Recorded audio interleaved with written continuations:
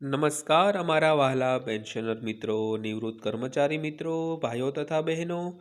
સ્વાગત છે આપનું આપણી આ યુટ્યુબ ચેનલ ભાવેશ મકવાણા ન્યૂઝમાં. તો બધાને જય શ્રી કૃષ્ણ, જય માતાજી, હર હર મહાદેવ. તો પેન્શનર મિત્રો, આજની તારીખ 5/12/2025 એટલે કે 5 ડિસેમ્બર 2025. તો આજના આ વિડીયોમાં આપણે વાત કરશું ડિસેમ્બર મહિનાના પેન્શનને લઈને. પેન્શનરો અને નિવૃત્ત કર્મચારીઓને અત્યારે જ મળ્યા છે ખુશખબર. તેના વિશે તો શા ખુશખબર મળ્યા છે જેની આજના વિડીયોમાં આપણે વાત કરશું. એટલે વિડીયો તમે અંત સુધી જોઈ લેજો. અને હજી સુધી જો આપણી આ ચેનલ તમે સબસ્ક્રાઈબ ન કરી હોય તો ડેઈલી આવી જ માહિતીઓ માટે આપણી આ યુટ્યુબ ચેનલ પણ સબસ્ક્રાઈબ કરી લેજો મિત્રો.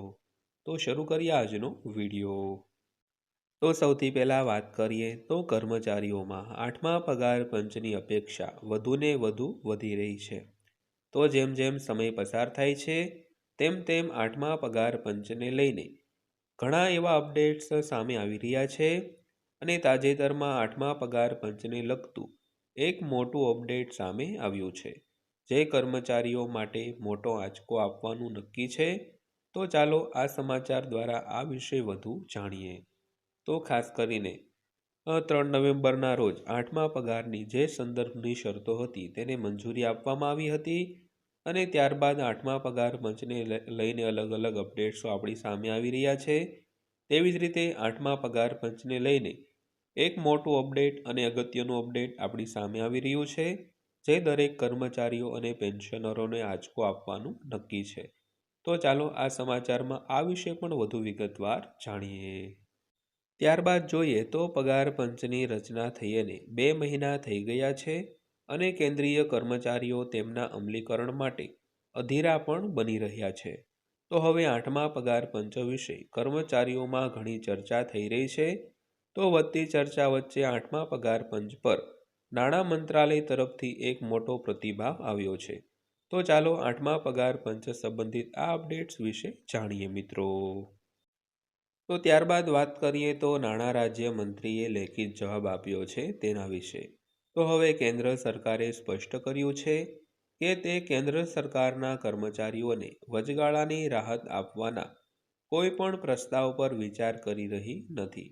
તો તાજેતરમાં સંસદમાં આપેલા લેખિત જવાબમાં નાણાં રાજ્યમંત્રીએ જણાવ્યું હતું કે સરકાર કેન્દ્રીય કર્મચારીઓના મોંઘવારી ભથ્થાને મૂળ પગાર સાથે મર્જ કરવાનું વિચારી રહી નથી. ત્યારબાદ વાત કરીએ તો કેન્દ્રીય યુનિયનોની માંગણીઓ વિશે. તો હકીકતમાં તાજેતરમાં સંસદમાં ઘણા પ્રશ્નો ઉઠાવવામાં આવ્યા હતા.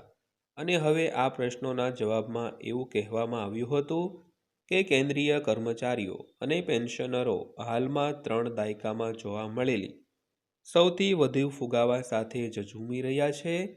તો તેઓ દલીલ કરે છે કે ડીએ અને ડીઆરમાં સુધારા વર્તમાન છૂટક ફુગાવા સાથે સુસંગત નથી.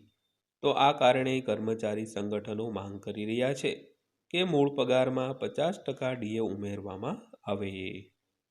તો આપણે વાત કરી તેમ હાલમાં સંસદમાં આવો પણ પ્રશ્ન ઉઠાવવામાં આવી રહ્યો છે કે હાલમાં જે મોંઘવારી દેખાઈ રહી છે તેમાં આગામી પગાર પંચ જે પગાર નક્કી કરે તે પણ અપૂરતો જણાય છે. તો એવી માંગણી છે કે 50% ડીએ એટલે કે 50% મોંઘવારી ભથ્થું છે તેને મૂળ પગારમાં ઉમેરવામાં આવે અને ત્યારબાદ નવો પગાર છે તે નક્કી કરવામાં આવે મિત્રો. તો ત્યારબાદ જોઈએ તો આ વાયરલ સંદેશાઓ રદ કરવામાં આવ્યા હતા. તો બીજી તરફ સરકારે સોશિયલ મીડિયા સંદેશને પણ ફગાવી દીધો હતો, જેમાં દાવો કરવામાં આવ્યો હતો કે નિવૃત્ત સરકારી કર્મચારીઓને નાણાં અધિનિયમ 2025 મુજબ ડીએમાં વધારાનો લાભ મળવાનું બંધ થઈ જશે અને ભવિષ્યના પગાર પંચના લાભો પણ મળશે નહીં. તો ખાસ કરીને થોડા સમય પહેલાં એક એવો પણ મેસેજ વાયરલ હતો કે પેન્શનરોને કોઈ પણ જાતના જે ડીએ વધારા અને નવું પગાર પંચ તેનો લાભ નહીં મળે. તો સરકારે આ વાત એકદમ ખોટી ગણાવી હતી. તો ત્યારબાદ જોઈએ તો આ કર્મચારીઓને લાભ નહીં મળે.